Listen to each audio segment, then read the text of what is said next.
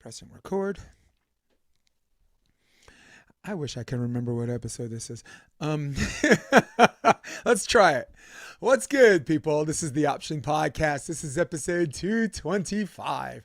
I have my man, Bryan McDermand. I'm working the video switcher by myself, but he looks like this. That's Bryan McDermand. I'm Jason DeVilliers. This is the Optionpodcast. The episode starts right now.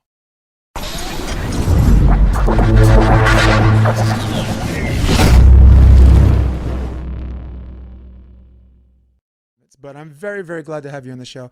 And I speak for many of my guests that are volleyball nerds, that are volleyball purists. Let's get to work, buddy. What do you say? Let's do it. Sounds good. All right. So question number one, down to business.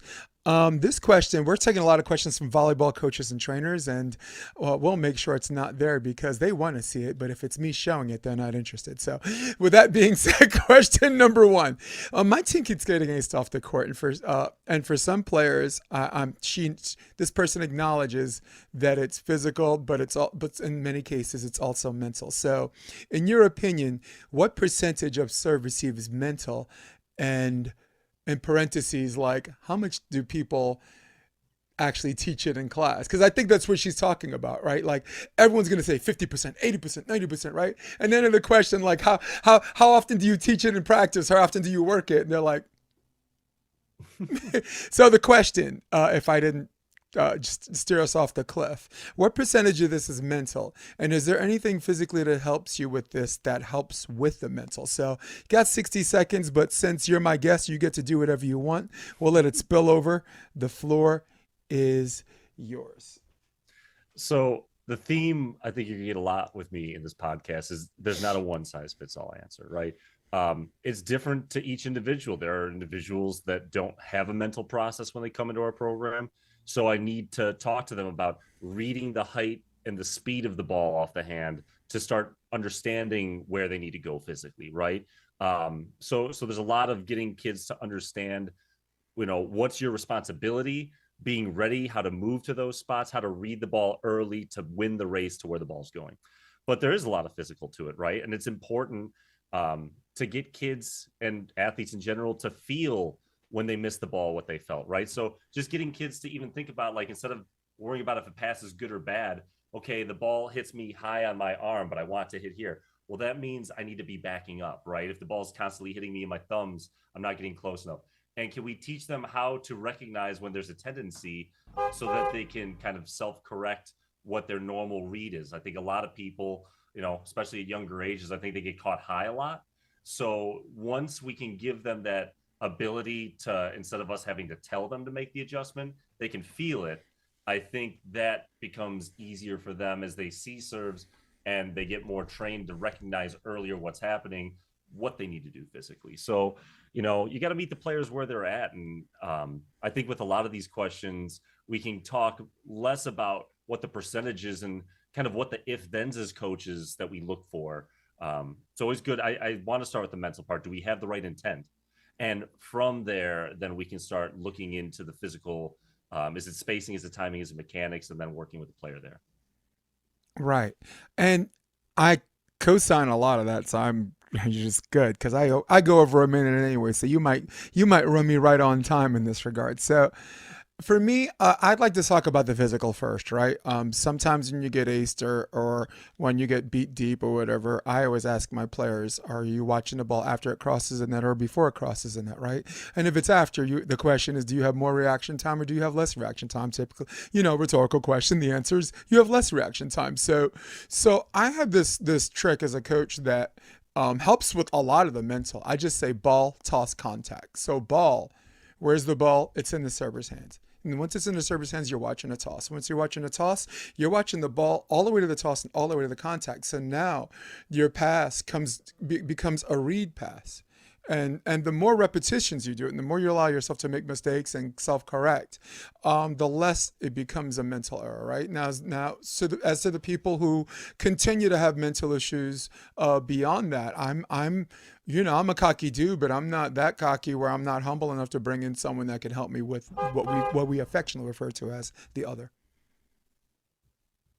Yeah. So Is there I think anything else you want to say in all your intellect? Well, I think when it comes to passing, I always tell kids it's simply complicated, right? The concept is simple. It's a race to where the ball's going, and can I angle my platform to where I want the ball to go? Right. It's complicated because some serves are higher, some are lower, some are faster, some are slower, some are more sideline, some are more inside. So what I try, it's just I've stolen most of my stuff, but I've created like the four corners game.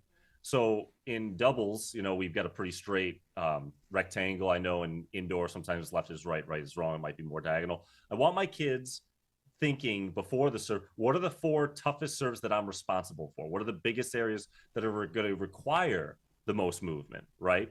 I think about the sideline, and you see all the time that ball's got to travel 50 feet. The kid's got to go 4, but it's like small shuffle, big move at the end. When if you can see early that ball's going outside at all, and you just close to the line early, any misread you did is going to bring you back to where you want the ball to go, getting momentum, right? We're not even getting into midline passing versus inside and out. We've had pros come in to do clinics for us. Case Beer was more of a midline passer, UCLA guy. And Ratledge was more of an inside out guy. I think both have merit. I think players that don't have a lot of experience yet, their room for contact can be a little more flawed. I like them starting midline because at least hopefully if they miss somewhere along their platform, the general direction is forward. Again, doubles were a little less about getting it exactly to zone 7, more about keeping the ball between our partner and I going to the net. I also agree that, it's harder midline to adjust when the ball is going different depths. So being able to like open up at the last second, if necessary, if that ball's coming out. We had the pleasure of working with Taylor Landfair this spring while she was waiting to transfer to Nebraska. She had to finish her undergraduate remotely. She lives in our area. And so I got to work with Jordan Larson a little bit, trying to learn Nebraska's system because I wanted to make sure the things that we were teaching would be incorporated. And I was really excited to get to talk to someone of her magnitude to talk about philosophies on things like this. And when it came to passing, she was whatever I need to do to keep my angle to the target. She's like, because I wanted to know, like, do you want it one way or the other? And she's like, at the end of the day, she's got to be able to get balanced early and make whatever adjustment as that ball comes in to make sure that platform is where it needs to be when you're actually contacting the ball. So, again, it's I'm kind of a reverse engineer as a coach. I'm looking at the athlete. Is the issue that they lock their legs too early, and then when the ball inevitably is a little away from their first read, they're adjusting in a manner to reach for the ball, but they're not shaping the ball? Is it that they have a good shaping ability, but they have some issues with their depth perception and they're not recognizing the change? And the big one is, are they getting frustrated and losing sight of the fact, is the serve starting to happen to them versus they're going a little more above and beyond instead of, I'm frustrated because I'm not passing well. Like, are you really trying to make sure that you're angling your platform exactly where you want that ball to go? Are you aware of, like, are you getting your arms out early enough? Are you getting more tense? I ask kids, what do you feel when you're struggling with passing? Embarrassed, frustrated, anger. Those are killers of movement, and it's a race. So I got to meet the kid where they're at. I got to meet the athlete where they're at. And as long as I can be aware of where they're missing, and I can kind of work to a point where I can get them to be able to answer the question themselves, I think that's where we avoid what we see sometimes, where when people are passing poorly and they are getting more lost in the moment and what that represents versus just like the straight up, like, I'm not doing something right. If I've passed a ball well before and I'm not passing a ball well now, I can do something different, and getting them focused on that process is the best way I've found to get the results where we want.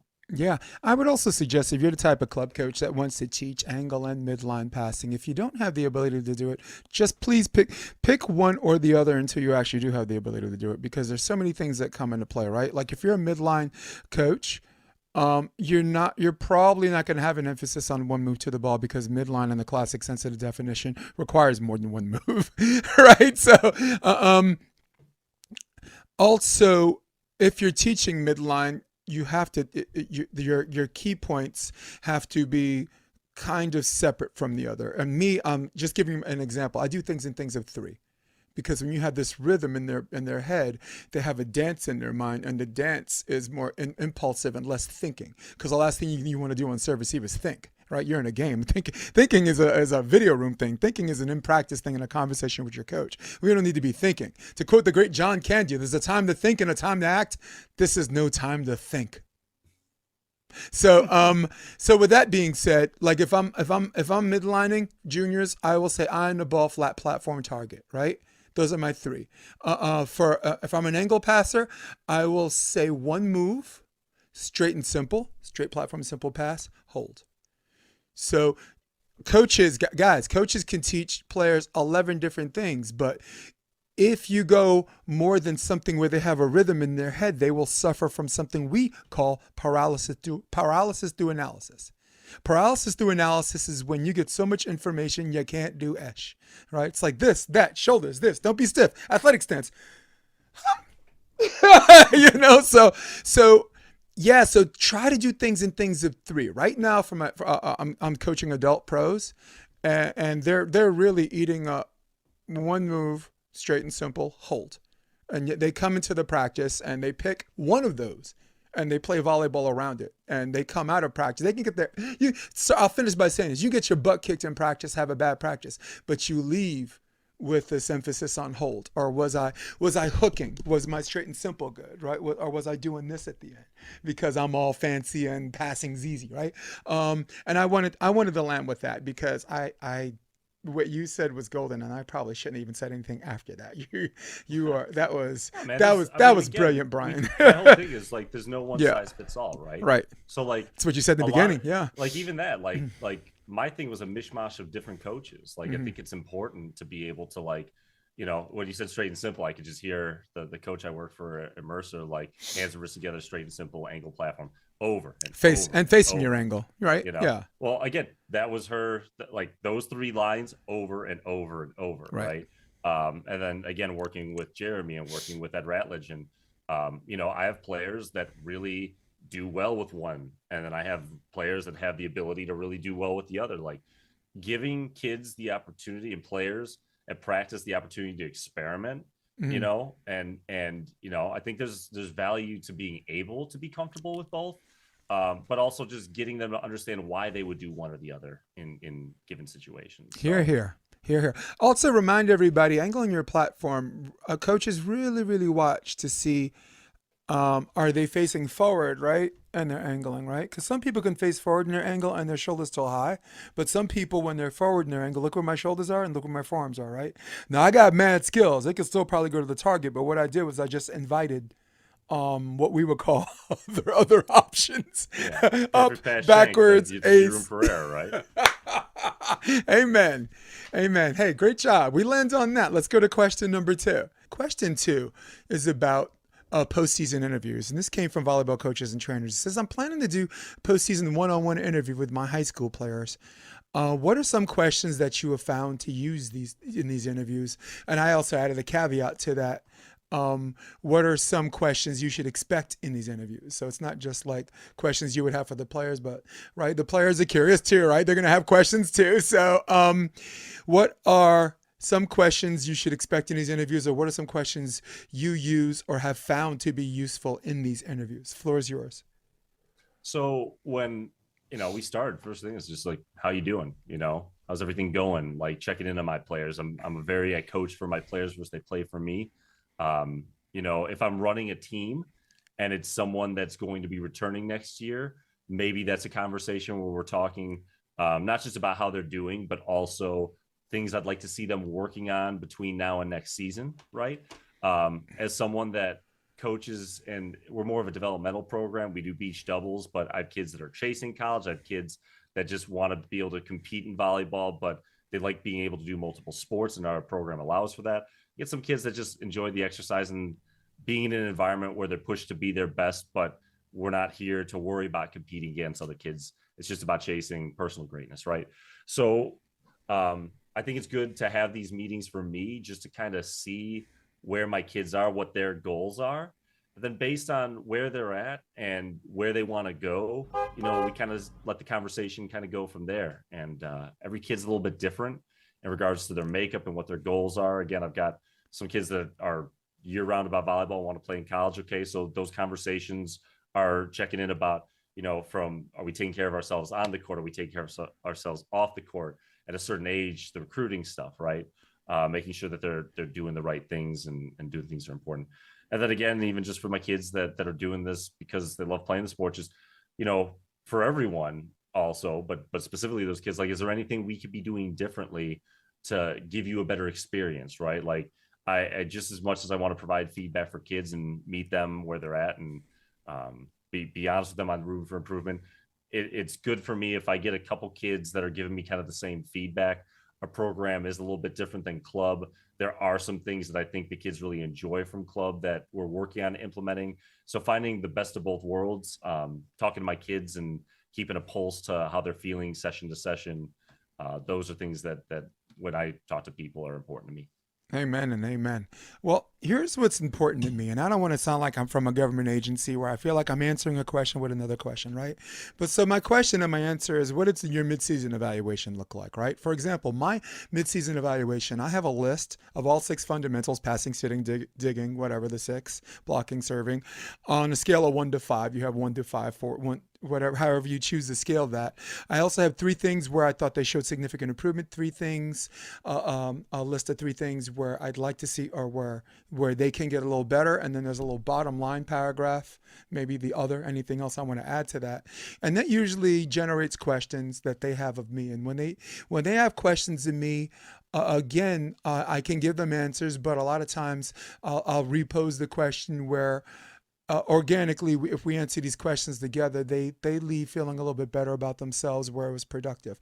This is an evaluation or an interview that some coaches, if you feel comfortable with yourself, bring the parent. Parents are interested. Most kids, but leave it up to the kid. If the kid wants to bring their parent, yes. If the kid's like, "Mom, go away," or "Dad, go away," then go away. So I don't mean to answer a question with another question, but I'm optimistic, if not hopeful, that your midseason evaluation, where they stood in the middle of the season, and the goal that they have to work from the middle of the season to the end, will help generate. Because I think what they're trying to ask is, how do you start it? How do you get this going, right? Because a lot of coaches can get it going, but don't know how to start, right? So, and very much like a movie, nobody cares what the best part of the movie is if the beginning sucks. So, so that's my answer to that. Is there anything you'd like to add to that, sir? No, I think it's important for a coach to find a balance between, obviously, if you run a team, you have to have a culture and certain, mission statement and certain ethics. Like, so you want to make sure that sometimes these meetings are both good to make sure, you've been crystal clear with that to your players, Mm-hmm. as well as if there's room for improvement and it's someone that's going to be returning, in a constructive manner, giving them the opportunity to do better. It's also, you have to be realistic. Every kid's got their individual goals. It's always tricky when you're coaching a team and there's starters and people that aren't starting, and no one dreams of being on the bench. So these are meetings that I think that you get the opportunity to really show that you care about everyone top to bottom the same. It's a way, it's really important for your people that are starting to give them an idea of, where do I still want to see you raise the bar for next year if you're coming back? Or, again, if I've got a player that's going to college, like, being really honest about, areas of improvement, things I thought they did well, obviously letting them know if there's anything they need, that we're always there. But also for the players that aren't satisfied with their role, being able to be really clear with them on what the kids or athletes ahead of them are doing that they might not be doing as well, how to work on doing it better, right? And then, making sure that they have an understanding of, if it's going into off season, ways you think they can do that work if they're not quite sure of it, or if you have opportunities in your own gym, if you're able to have off season reps with them and things like that. So I just, like I said, I think these meetings are, I love when we have two courts, we do doubles, right? So I love when we have 9 kids at a practice and 2 coaches, because I will have the one coach monitor 2 scrimmage courts basically, and I'll one by one pull the kids off and have what you kind of talked about, the mid-season meeting. And those usually start with me on, is there anything I can answer, right? Because here's the thing, like, if a kid wants feedback from me on certain things, usually they're gonna sculpt their question in a way where we can kind of go about that, right? So, like, if a kid is thinking about playing in college, but they have questions about that process, well, we're going to have that talk because that's what they're most uncomfortable or confused about, right? Some kids that are newer to doubles struggle with the offense and defense, especially defense. Like we have even our 12, 13, 14-year-olds start at the net and pull off. So sometimes with them, like, I'll always ask kids, do you have any questions after drills, after practice? But when I get them the one-on-one meetings and they don't have an audience and they don't feel rushed, they usually have things that for them are relevant, right? Sometimes you get tall kids this is the first experience they've had to pass. Sometimes you have shorter kids that have been liberos, DSs, or setters that this is the first time learning how to attack. So they're struggling with mechanics, and so I can sit on the sideline and really break that down with them. So, again, I think a lot of times in these forums, we look for answers that's just like, how do you handle this situation? And what I really think, it's not that the questions are wrong, but it's more so, can we educate coaches how to see the person in front of them and what questions they need to ask to put themselves in the position to understand the kid in front of them, and from there give them the tools to like know how to handle each individual situation. Here, here. I like that. We're closing the door on question 2. Very well said, Brian. We're going to go to question number 3. Unique question that we can go all sorts of places, but I have a feeling we're going to go one way with this. One of the commentators was watching. Someone was watching the Minnesota versus Wisconsin indoor game. This is an indoor question. We're both beach coaches, but we got our indoor on. So I coached Division One indoor back in there the you day. go. It's been a long Yeah. time, so It's been a minute, right? Are changing, but and I'm back with Evolution, so I'm doing indoor boys again. So, and I'll tell you the why about that later. And one of the commentators said you just can't teach clutch, and about athletes performing under pressure. And the question was thoughts, which can lead us all over the place. And allow me to go first on this. All right. I was formerly with Los Angeles Volleyball Club. The program director is All-American Jason Olive, and Versace model and God knows what else. And his daughter's playing right now. So his daughter playing at Sierra Canyon University, just transferred there, right? Iron sharpens iron. So they're in this situation where they run a 6-2, but one of the setters got hurt. So she's the oppo, and skill set wise, she's the odd person out because the other 6 players ahead of her have a better skill set. But with that being said, everything that girl touches creates points. So they're a better skill set, but the best player, in my opinion, I'm not even her dad, so I don't have a horse to back here. The best player is not in the situation to win the game. So as to the question, you can't teach clutch? I disagree. You can't teach clutch, but I do not eliminate the fact that it inevitably comes naturally to some people. There's some people, you know why? Because they do some of these clutch players. They do it so well. It makes us lazy coaches say, well, either you got it or you don't. No, it can be taught, and 9 out of 10 times the work behind that supposed clutch thing comes from repetition after repetition after repetition, where they're not thinking about it, they're doing it, and however the net result looks like, because the net result is clutch, not intention, right? That's expectation. And I say yes and no. Yeah, it can be taught, but I'm not gonna lie. There's just some people. I'm gonna let you talk, but I want to say something after this about this new team I'm coaching that totally supports that. But for now, Mr. McDermand, floor is yours. I mean, I definitely think some people have it more than others when you get them. I definitely think there are players that need a lot more work to get to that point.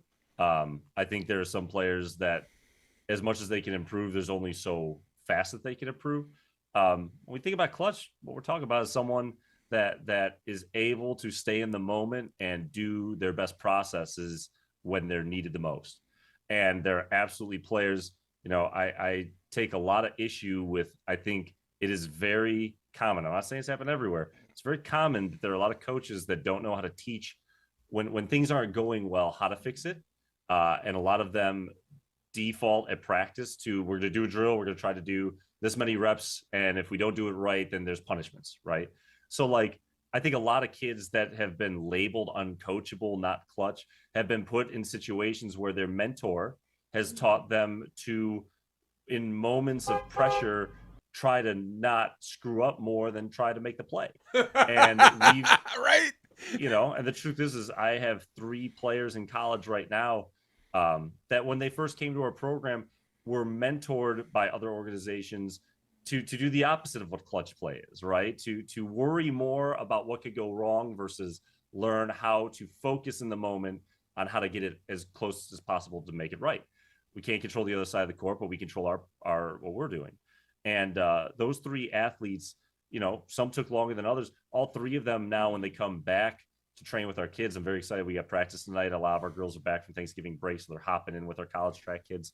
They're some of my best models of how to deal with pressure. Really, if they could have gone back in time now to talk to their younger selves, they would be such good role models for them, right?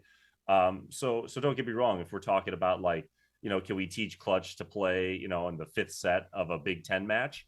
No, that takes some genetic outlook. That takes, I think a perfect storm of being in the right place where you got the right training, you had the right mentors, right? Some people have it a little more naturally in them than others. But I do think it's a lot of nature or nurture on top of nature. And so I would never look at a kid. If a kid can't be taught something, in my opinion, it's because they literally don't have the interest on it. Like, everyone wants to win, but not everyone wants to win. Not everyone is going to spend time outside of their practice time watching film, taking care of lifting, taking care of their nutrition, like playing, worrying about I need to counter that other side versus I just want to win, right? So I can only go as far as the kid's willing to go. Mhm. But I was 5'5" with a size 12 shoe, man. Like, going into high school, Let's 95 go. pounds. I will never look at an individual. It took me years to get to the level I wanted to, and a lot of losses along the way. I would never, for me to tell someone they can't do something would be very naive to the reality that I'm a product of a couple coaches that saw things in me I couldn't, and years of sacrifice and training and luck running into the right coaches that gave me tools that allowed me Perfect storm. to be Yeah. able to do that. So Hmm. no, I think you could teach if someone's willing to learn it. I think you could teach just about anything in the sport. And Brian, this is a fun conversation because there can be a game where it's 24 up and someone can do what they trained for all their life and they do it perfectly because that's what they train. And then in some instances it's 24 up and the player that comes up with the point has done something that they have not seen or done in practice or the entire season, right? There's always some crazy play that they're ready for because their mind is trained. So that's where the mental meets the physical. And that's what makes this an interesting conversation. And I wanted to finish by saying this. You'll appreciate this.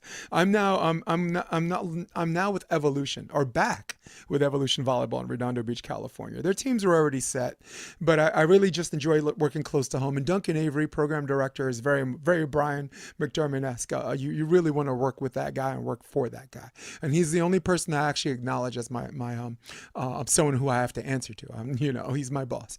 But I told him, give me the worst team that you got. Give me a team that cannot. I give them the ball, they can't serve. When we get served to, make sure they can't pass. And if they can pass, make sure there's no one that could set. And if by some miracle we got someone that can set, make sure they can't hit. That's the team I want, because I really, really enjoy just being from up here and then just being back on the ground. And then you find these kids, some are skill set, they catch up. I'm making a broader point because there's some kids, their skill set, it advances really, really fast.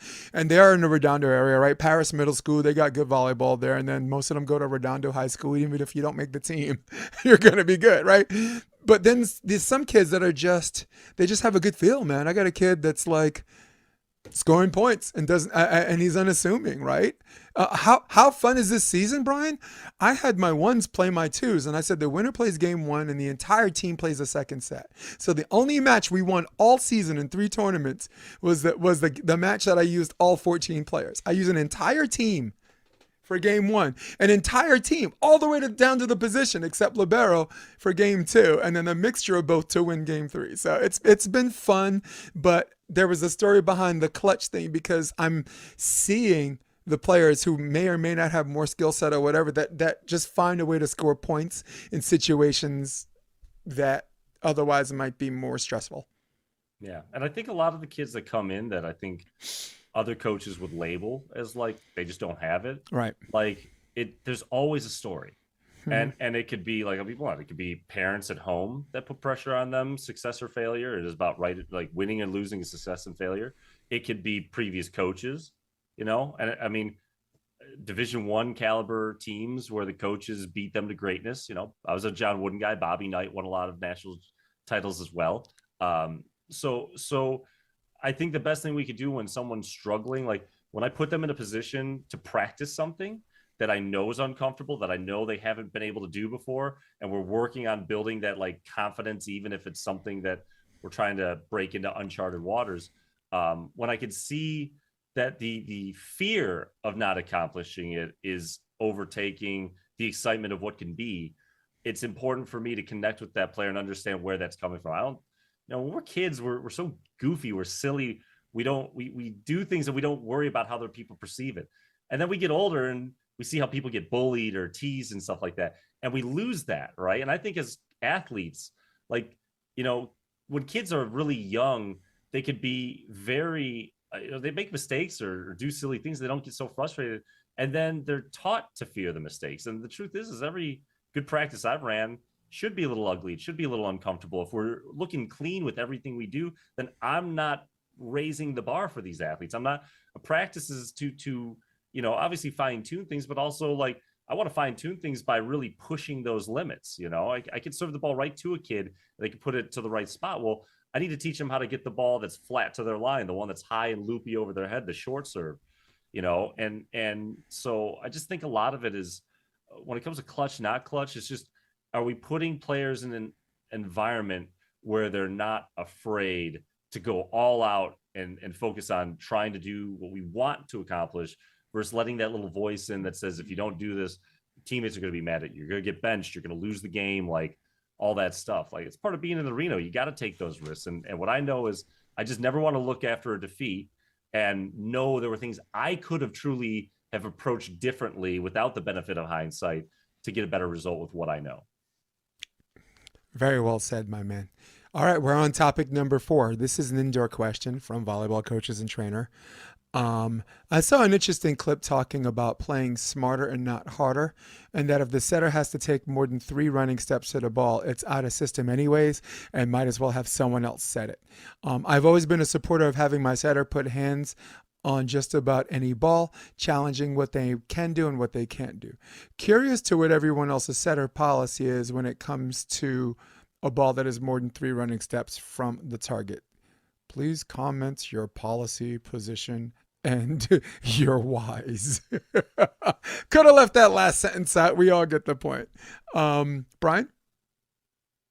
I mean, again, can't be one size fits all. If the ball's super high, let's say someone smokes a jump serve, it's 4 or 5 steps away, but it's 1,000,000 feet in the air.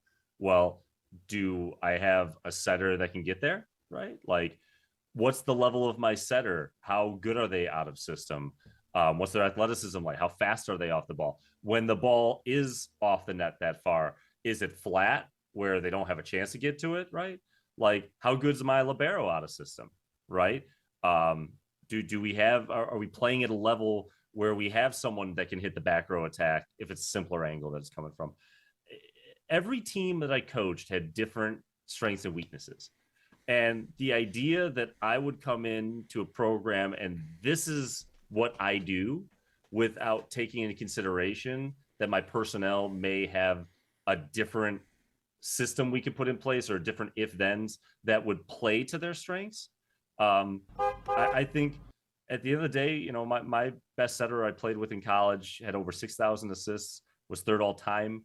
And that guy could be 30, 35 feet off the net and just with the flick of a wrist, put it to the spot. So do I want him chasing that out of system ball? Absolutely. Did I play with other setters that if that same scenario played out, it would be a no-brainer to let the libero come in and put up a simpler ball because they're going to have more control with their bump set versus someone flying that far away? Absolutely. So it's the coach has to kind of ask themselves, okay, well, what's your eye test telling you when this is happening at practice? If you really want to be that particular about it, run, do a scrimmage and do one game where the idea is you're going to ask your setter to call for help never if they think they can get their feet to it. And then do another one where you say, here's the deal. Anything outside of 3 steps, I want the libero taking it, right? And then what do the results tell you? You Mhm. know, if you're getting now, especially in college with the lack of doubles, like, hey, if that setter is putting up a better ball and the ability to at the last second, like I think it's a lot easier at the last second to flick wrists 2 different directions versus a bump setter 20 feet to like disguise that. I think that could make a lot of sense. But again, it's just anytime I get questions like that, if someone was like, Brian, I need an absolute answer from you, I'm like, I'm gonna need to see the film. Like, Right. I need to be in the gym. I need to know these players. I need to know how everyone's interacting and how, like this is the setter, once the passing's out of system, are they sulking when the ball's 4 or 5 steps away from them, right? Maybe I need to keep them away from the ball when they're out of system because they're so busy feeling bad for themselves that they're not going to put up the good ball. Man, Maybe, there's someone you weren't running your offense. you know, like, and I'm not saying this, but like, look, we can't just look at the pros and look at their systems and just be like, well, this is how we teach it, because most of us do not coach pros. Like, and I don't say that in a judgment way. When you're coaching 11 to 18-year-olds specifically, like you're coaching kids that are unfinished products. Even the elite kids, the truly elite kids, even the kids that are so advanced physically for their age, like they're not supposed to be able to handle every situation correctly. So again, it's never in a matter of judgment. It's just a matter of, okay, if objectively a coach is like, what is the best system for success?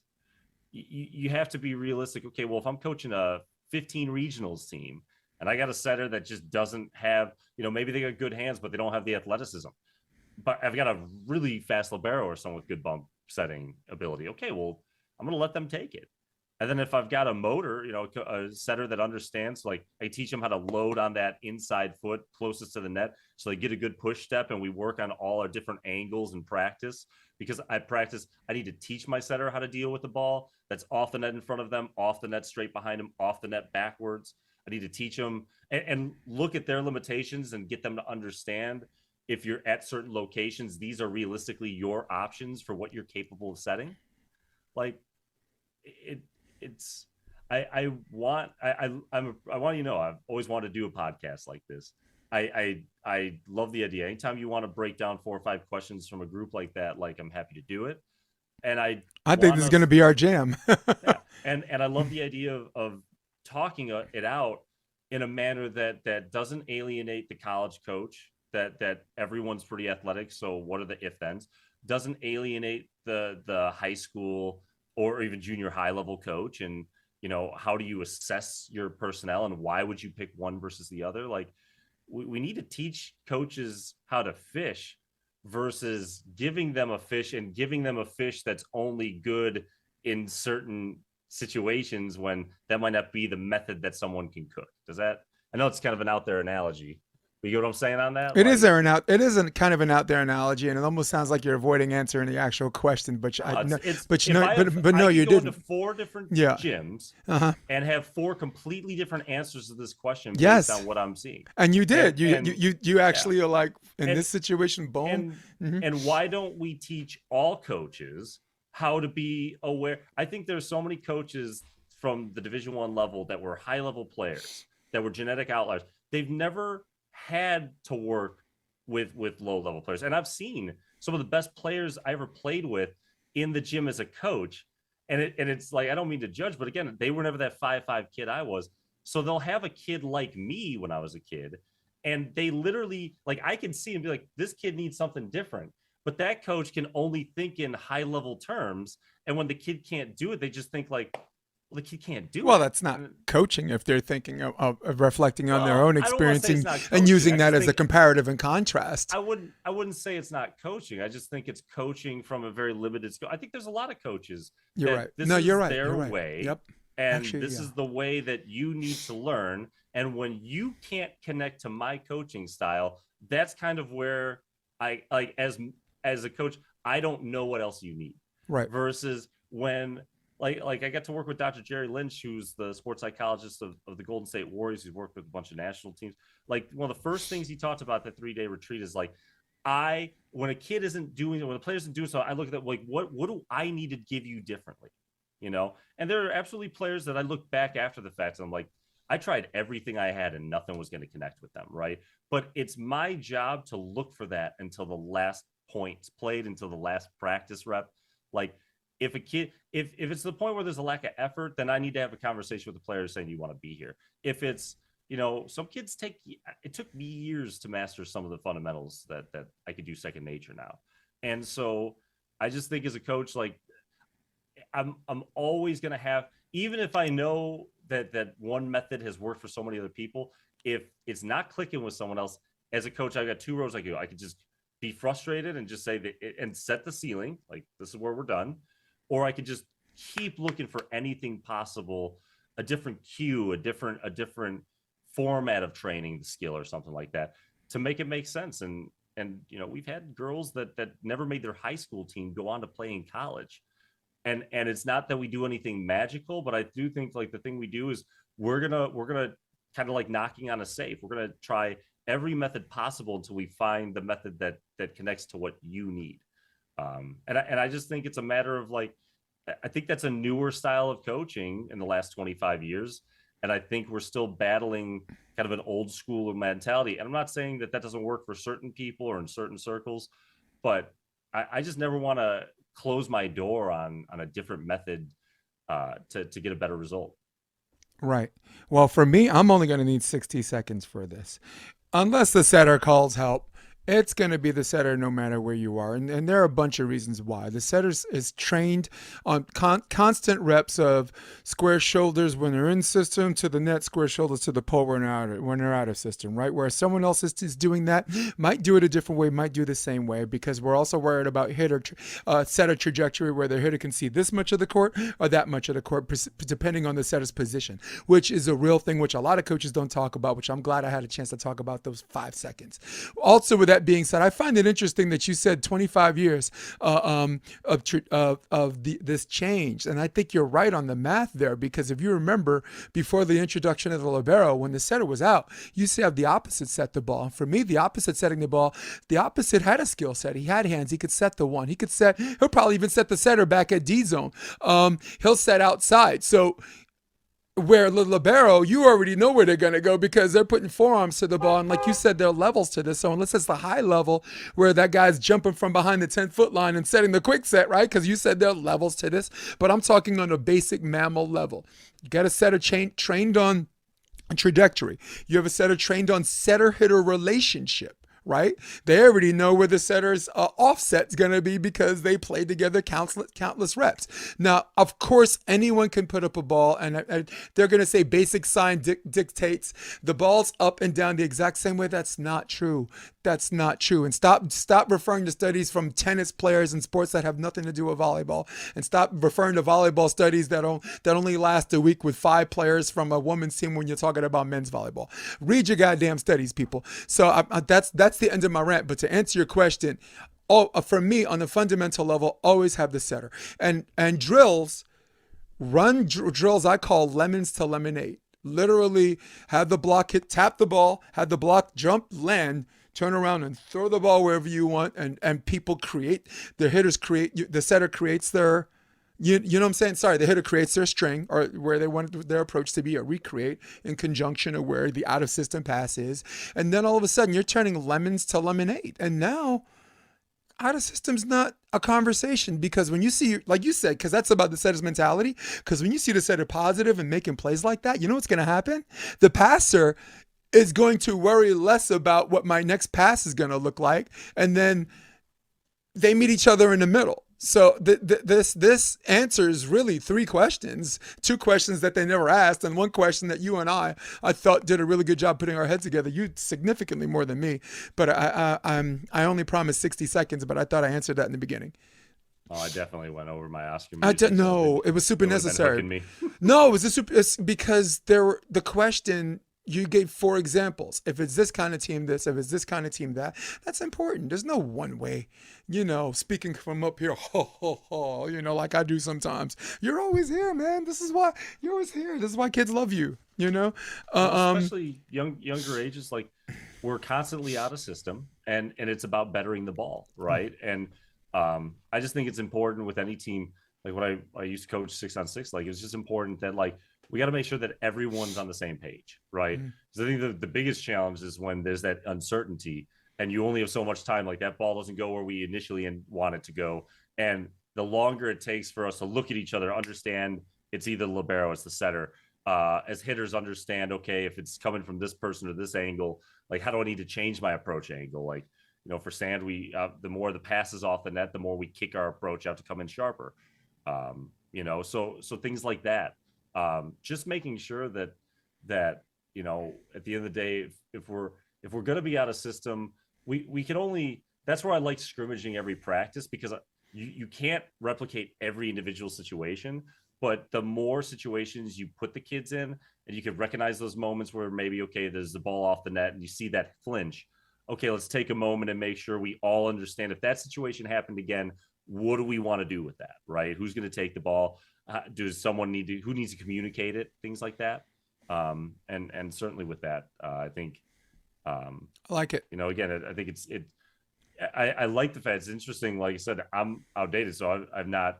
The libero setter is a lot more prevalent now than it was before. I think And the liberos are more predictable. skilled with it, And and so predictable. like this is a conversation that wasn't as it just wasn't there wasn't as much flexibility with it as there is now. So again, I love the sport in the aspect of that you can play it all these different ways to get different results. I mean, a lot of people would look at what Nebraska's doing with all the DSing of the back row and say, well, you're limiting your back row attack, and that's going to hurt you when you're passing as a system. Well, 28-1, and the hitters are good enough, and the passers that are putting in are the benefit is, well, they're doing such a good job in the back row that the limit of not having the bailout in the back hasn't affected them.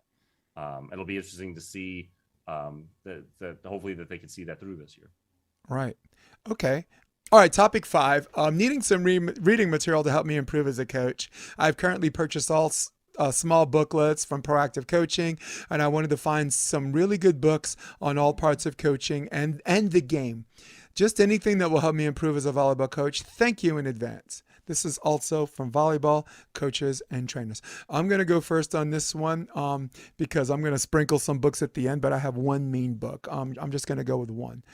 Um, I really like Chop Wood, Carry Water. Chop Wood, Carry Water is Metcalf, I believe Joshua Metcalf's. So reading the actual thing from Google, it says it explores a path to success through the lens of a young man's journey to become a samurai warrior. But really what it is, it's about the art of getting up in the morning and doing the same thing and having a discipline where it seems like a labor, but then the labor becomes embracing the process. And when you embrace the process, your mind is rewired into a challenge system instead of something you have to do. It's something you want to do. So this book really teaches you in essence to embrace, to become the fire or become consumed by it. And I don't mean to put that into a dichotomy, but it was a really, really good read. John Mayer gave it to me, and I parrot it all over the place. But books outside of volleyball, really like Laura Hildebrand's Unbroken, just talking about someone's spirit and in the worst of the circumstances, this person doesn't quit, and it inspires you not to quit. Love it. So, for me, I mean, I read a ton of books from Because like you like to read, 18 to that's 20. why I I don't used like to. to. I don't like to read. I need to get back into it, but What the man, hell is when reading? I was on the come up, I read books all the time from high level players or athletes.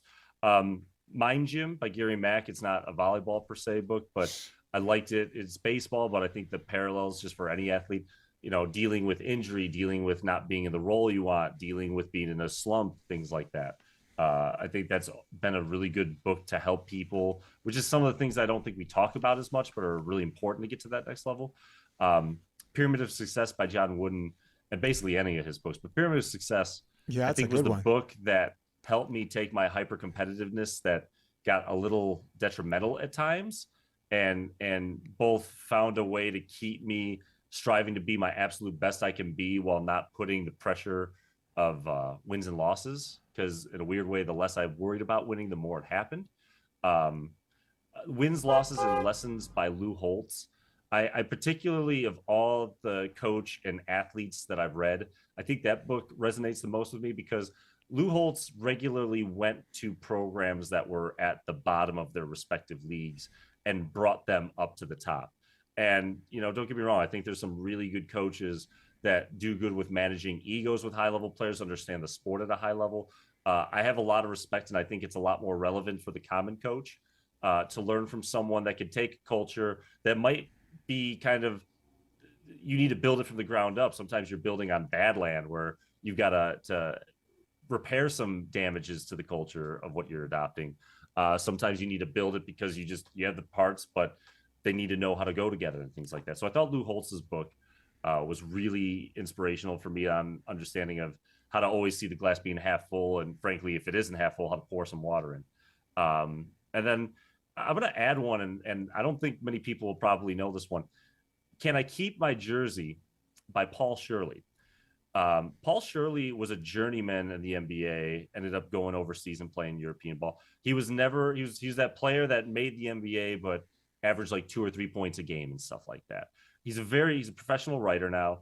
I liked it because I think as a beach volleyball athlete, I could really relate to the uglier side of pro sports. I think he talked about, we get kids at such a young age to romanticize playing in college. They want to play in college.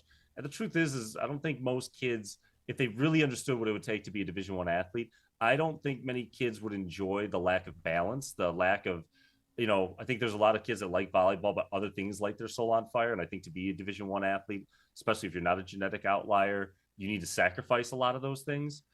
So I thought Can I Keep My Uniform was a really interesting read to talk about the ups and downs of being a competitive athlete and the sacrifices, and gives people a perspective to really think about is you might think you want to do something at the next level, but you And what's really that called want to do again? it. Can I keep my uniform, or can I keep my jersey?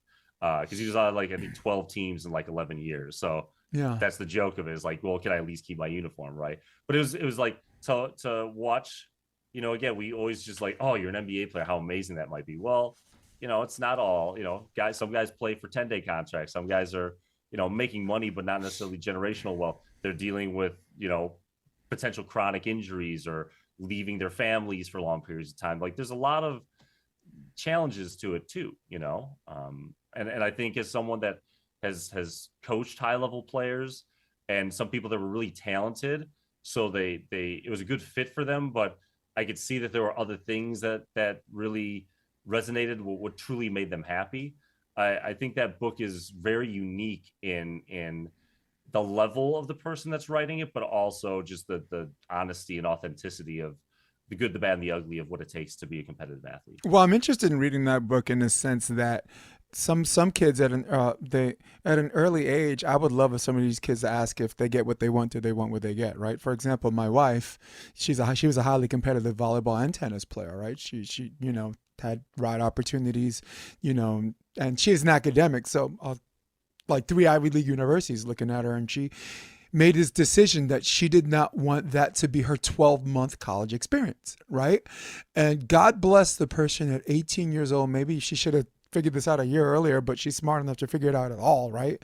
Do you want this to be, out of a possible 12 months, how many months do you want this to be your experience? Whether you're in high school, your off season, then playing club and then varsity, or whether you're playing in college. Like for me, at that time, I wanted that to be my 13-month experience out of a possible 12 months, right? So there was an easy question to answer for me, but I'm not her and she's not me. So We're the I'm weird very ones. interested And in that's what reading I that. tell people. We're the weird ones. It's Yes, okay to not be this. but And it's important to be aware if you're not this, because I think so many kids that we ingrain in them, and I do think we ingrain them, that it kills me on these same forums that you're getting these questions for, when I hear people talk about kids being soft, complaining about any time a kid has another conflict. At least in our region, from 15 to 18, you get no off season between high school and club. For 4 years, you don't take a break. Professional athletes don't run a schedule that rigorous, right? And the idea that we don't take a step back and recognize that there are kids that do this because they are high level, they want a high level development, and we blatantly, intentionally do not give them an equal part-time option because part-time play means part-time checks. I just think it's so unfair.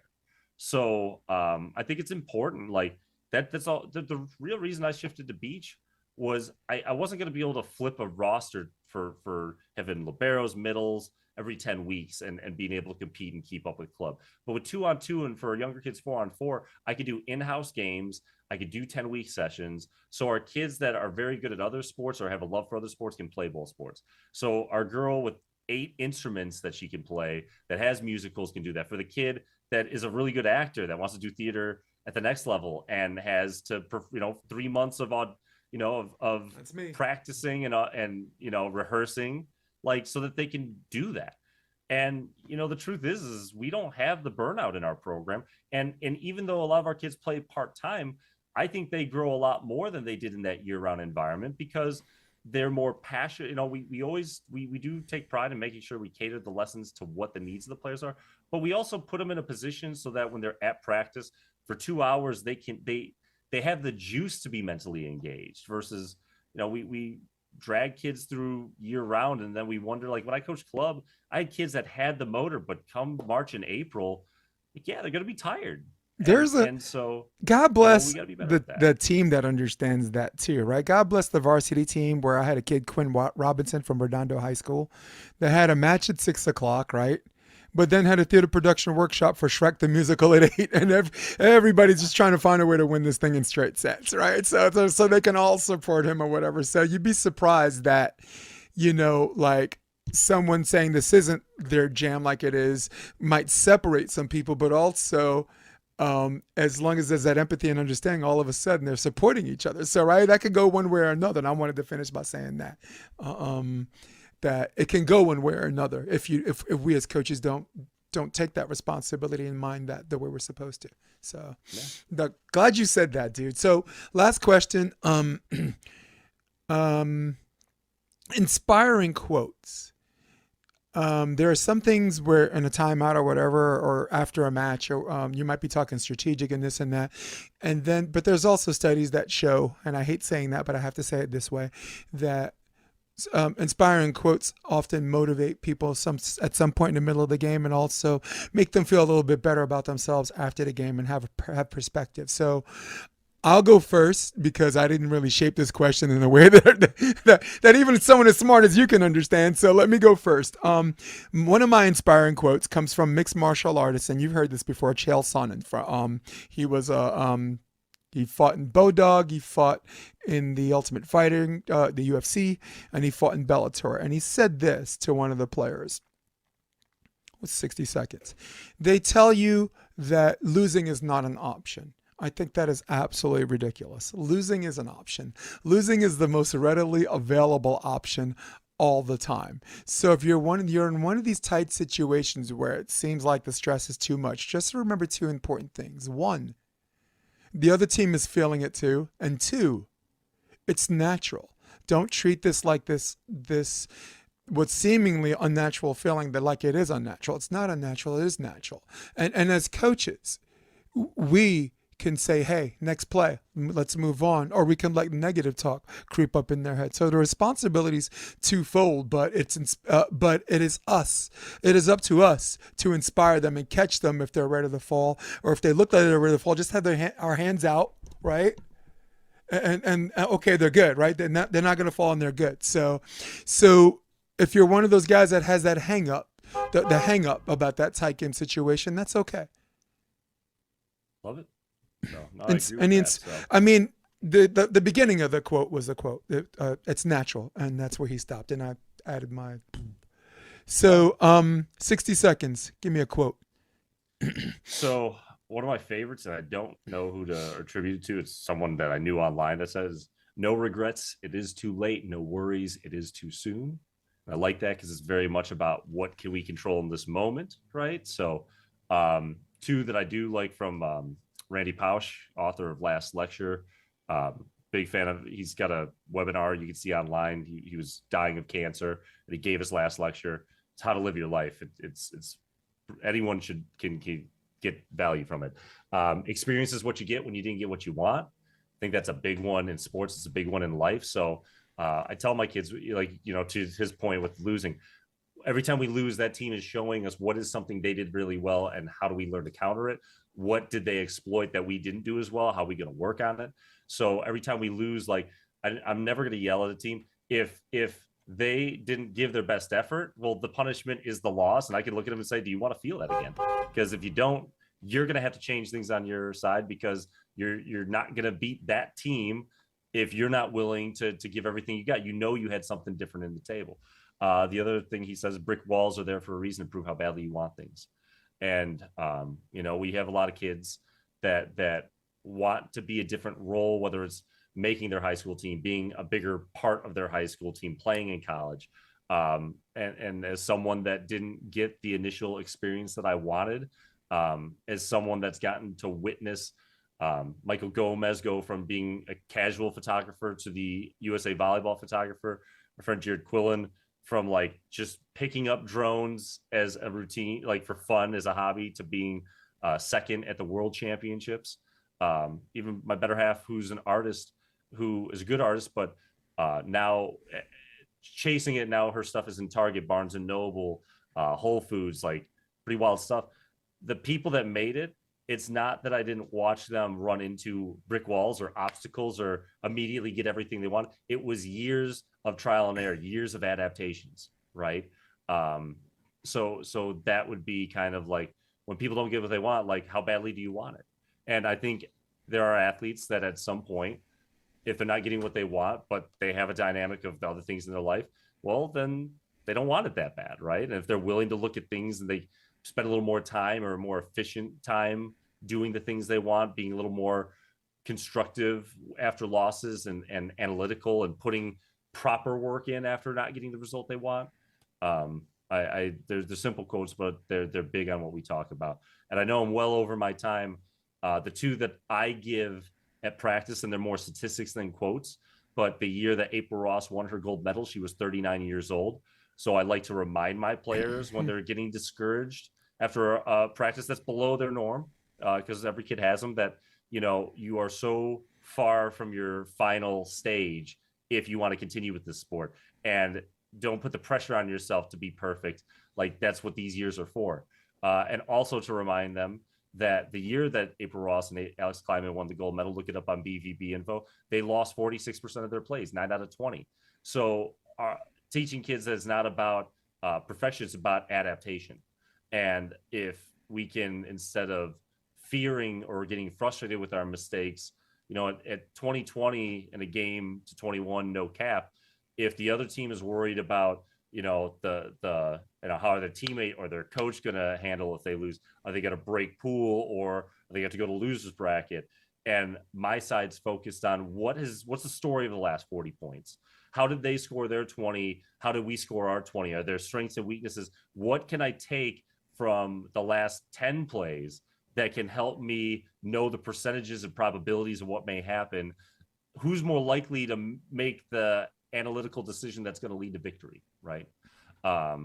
So getting kids to both not put the pressure on themselves to be anything other than what they are in that moment, and just do the best they can with it, as well as to embrace the shortcomings, embrace the losses, whether it's a point or a set, and be curious versus judgmental. There's the Ted Lasso quote, right? Right.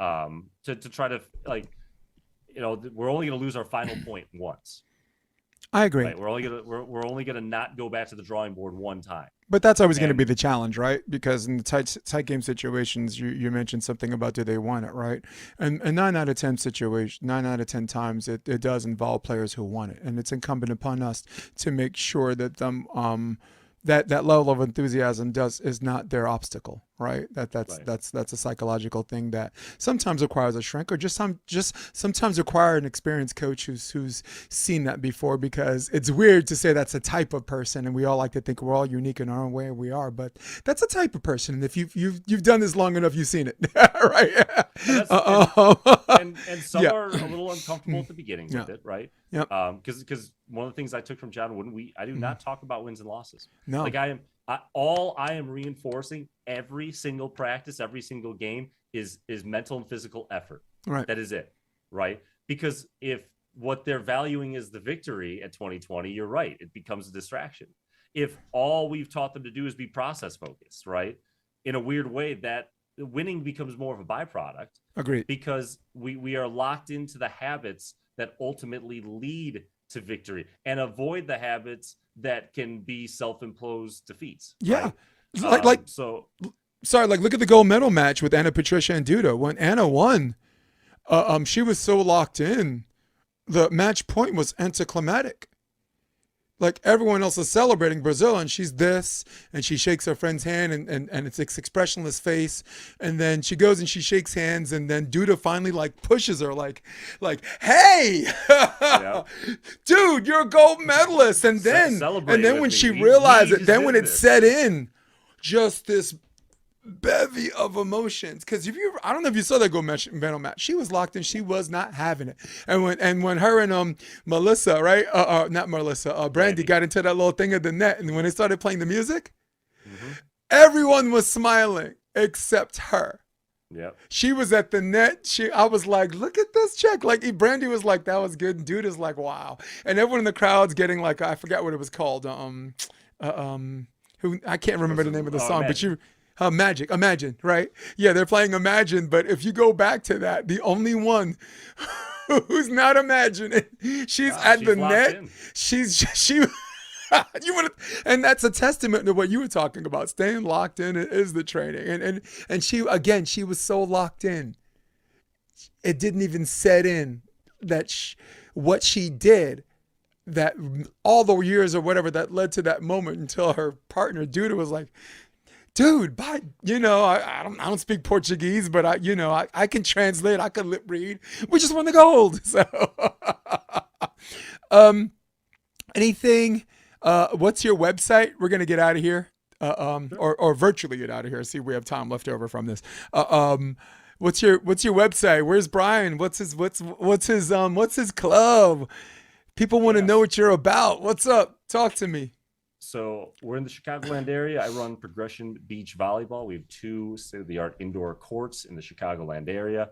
After coaching 6 years of college and 5 years of club, I wanted to create a program where every single kid, whether it's a college aspiring athlete that's willing to do this year round, or a kid that just wants to find the joy in sport, a place where they can learn resilience and self-confidence. Beach doubles and fours allowed me to do that in a way that I just think it's difficult with indoors. So if you're in the Chicagoland area, progressionvolleyball.com. If you're on Instagram, progressionvb is our handle. I'm on TikTok, Coach B McD. Shameless plug. I hope you appreciate it. I know you're a John Mayer guy. We recently did a 3-part series, me and 2 other directors for Coach Brains Out that they just posted. Nice. Third of 3. And I like about time. John was allowing us to kind of like healthy alternatives for club people that are seeing the challenges with youth sports right now and are actively trying to do something a little more kid-centric. In particular, I really liked what Sean he's from Canada, and talking about the differences in Canadian training and the culture versus what we do is fascinating. So, and anyone that's ever looking, I'm always looking for other clubs and programs and parents and coaches to help. I do college guidance too. So Bryan at progressionvolleyball.com is my email. You're interested in doing a 4-way? What'd you say? Interested in doing a 4-way? Like if I can get like Holly from Elite and, I maybe like a project served like 3 different regions. Yeah. John had a non-for-profit director, Jesse from California, Sean from Canada, and me, and he ran court. So nice. I thought it was an interesting conversation. It was great because I think all 3 of us were tackling the same issues from different angles. It brought for some really interesting conversations. So basically I'm kind of the one of the lone nuts that it's not that I want to change club. It's that I want more alternatives for kids that I don't think the system is serving properly. So if you are a parent, player, or coach anywhere in America that's struggling with this, I've dedicated my last decade to this project. There's been some of my own trial and error, but slowly starting to collaborate with other like-minded organizations and always looking for more. Nice. Well, very, very good. And it's so good seeing you, brother. And in the spirit Always of this brotherhood, I'd like to end this podcast by saying this. We few, we happy few, we bands of brothers. For he today that sheds his blood for me shall be my brother. You're my brother. And I love you. I love you, kid. So for all of you at home, for all of you on your iPads, you know how we do. This is my man, Bryan McDermand. I'm Jason DeBellius. stay with me. We're gonna hit my music, but you're gonna stay with me. But for now, we are out of here. Come check out the Option Podcast on OptionVB.com. It's also available on iTunes and Spotify, and on YouTube under the NYvarsity Sports handle. You're gonna love what you hear.